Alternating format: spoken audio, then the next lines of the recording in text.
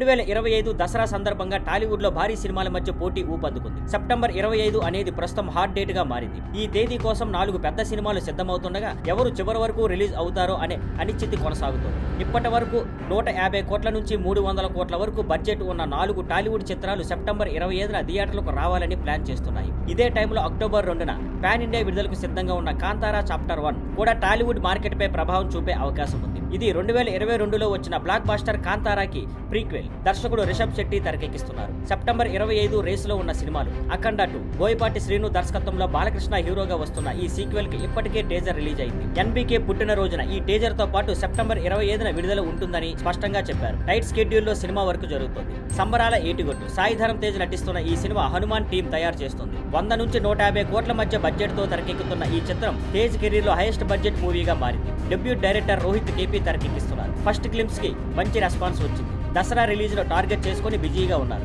They call him OG.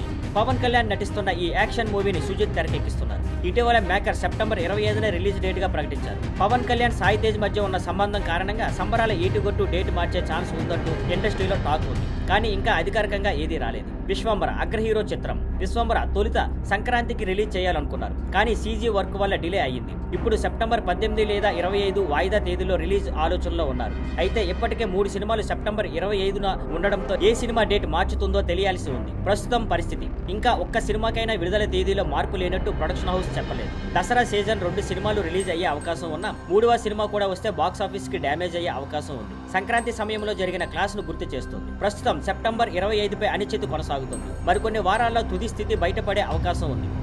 Thank you for watching. Please like, share and subscribe.